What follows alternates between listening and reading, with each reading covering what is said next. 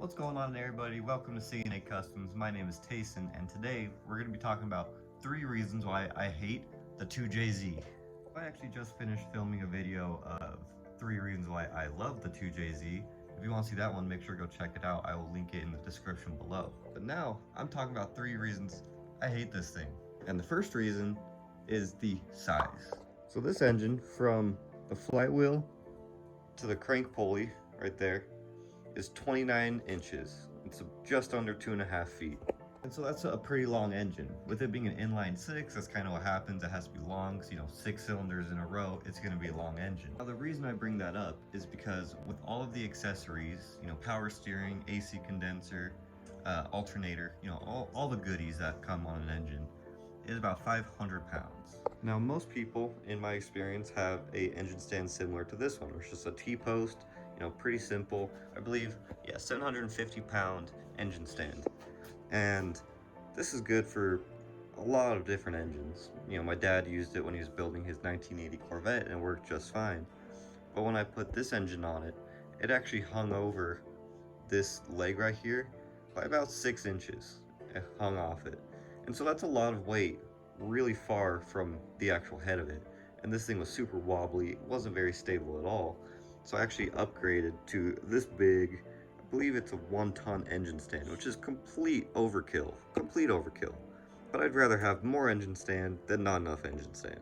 Now obviously the engine I have right here is completely stripped down apart from the engine mount and then the water pump right here. It's got no manifolds on it or the power steering or any of that. That's all that goody stuff is over here. And so this engine does not weigh 500 pounds, but that doesn't make it light. The reason that was number 1 for why I hate the 2JZ, and they're not in any specific order. They're not in any specific order. Number 1's not like the number 1 reason I hate it. It's just the first one on the list. It's because it's cumbersome to work with. I had to, when I bought the engine just over a year ago, I think, I had to borrow my friend's truck for a day and load it in with a forklift, but then getting it out was a lot of fun. As you can see, my shop backs up to, this is my backyard, it's all rock right here, and so we backed the truck up as far as we could, but we actually couldn't get the engine hoist far enough that way to pull it out of the truck, and so it got pretty janky, for lack of a better term, when we were getting this in here. Size and weight also cost me a little bit of money, because obviously I upgraded to a much beefier engine stand, and so not every, this one would have worked just fine. I'd just rather be a little bit safer, feel a little bit safer, and buy a bigger one. So it cost me a little bit of money, but in the end I'm gonna have this probably forever, and so that's a fine investment. So the second reason that I hate the 2JZ is the popularity. Now this is both a good and a bad thing. In my last video I talked about all the good that comes with it being as popular as it is, but now I want to talk about the drawbacks. In my last video I mentioned the endless forums that this engine has.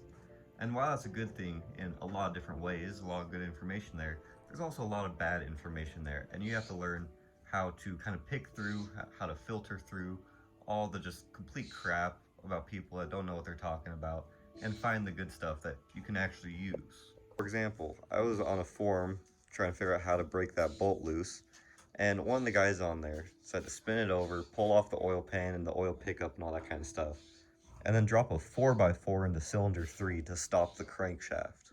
And yes, that may work, but I feel like there's better ways to do that. If you hear my dog panting, I apologize, but he's sitting right there in the shade because it is hot outside. Like I said with the forums, endless troves of good information, but sometimes you gotta learn how to pick through the not so good information. Not necessarily a bad thing about this engine, but it kind of comes alongside it. Along those exact same lines, there is endless aftermarket for the 2JZ. In my last video, I explained why that's a good thing, but also it's a bad thing because sometimes you'll buy a part that looks the exact same as 15 other parts, but it's crap. It's not made right, or it's just not high quality. So just like with the forum, you gotta learn how to pick through and kind of sift through and find the best if you want the best. And I feel like I'm repeating myself, but again, not a problem with the engine specifically, but it kind of comes alongside the engine. Also, look at that white balance. I'm glowing. The last bad thing about the popularity of the 2JZ, and this one isn't very much a problem for me. It might be a problem for someone else, so I thought I'd mention it, but it is the uniqueness. If someone wants to make a really unique 2JZ build, they're either going to have to get extremely creative, put it in a wild chassis that shouldn't even work, do a lot of custom work, put a lot of time, money, and effort into a build, because so many people have built the 2JZ and have swapped it into so many different cars that if you want a unique build, that's going to be very difficult and pretty extensive to do. Again, if you don't care, I mean, I really don't care. I kind of want to put it in a Mark III Supra. I think that'd be really cool. It's been done before. I've seen pictures of that online. And so it's not going to be some crazy one-of-one build that I can take to SEMA or something like that. I think SEMA's a bad example, but you know, it's not going to be some crazy one-of-one build. I'm completely fine with that. I don't care, because it's still going to be my style. It's going to have my personality in it and all that kind of dumb stuff. But if you're someone that's really looking for this crazy one-off build, like for example, if you know who Demolition Ranch is, where this shirt's from, he just put a stretched Barracuda body onto basically a dually come-in frame. I don't think that's ever been done before. That's extremely unique, and I don't see that being possible with the 2JZ unless you just get crazy with it like that. And I don't even want to know the amount of money and time that went into that build for Demolition Ranch. Or I think it was on Off the Ranch, it was a second channel. But if you want to get crazy unique with the 2JZ, it's going to take a lot of money and time, or just a lot of creativity and custom fabrication, which I just don't think is viable for many people out there. So the last reason that I hate the 2JZ is this bolt right here.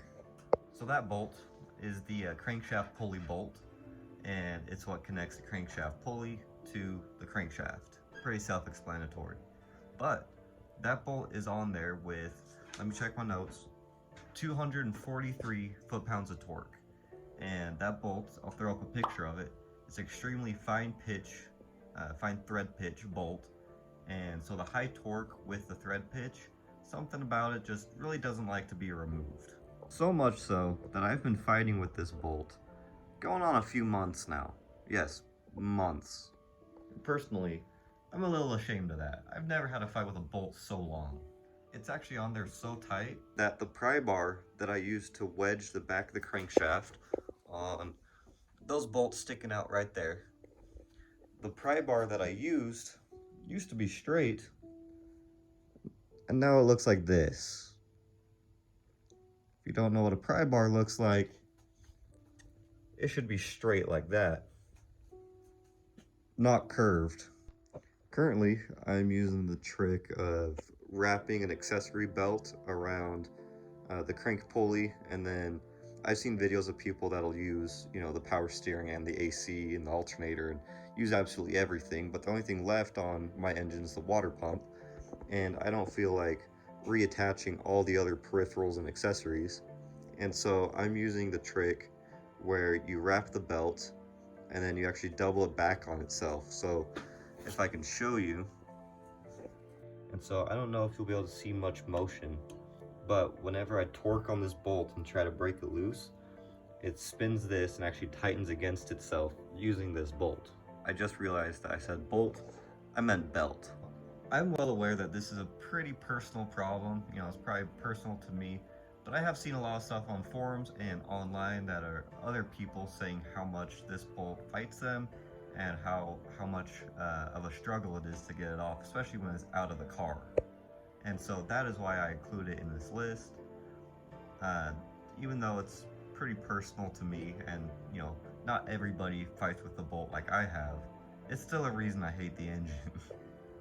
But this engine is old enough to legally drink. It was made in '01, and so I guess 21 years of heat from running, and it might have been abused. I'm not sure. I don't know how hard the last person beat on this engine, but 21 years of heat use and potential abuse I guess that's what happens to a main important bolt like that, is just it seizes tight. But that is the last reason that I hate the 2JZ, and so I think I'm going to go ahead and end this video now. If you enjoyed it and learned something, make sure to leave a like.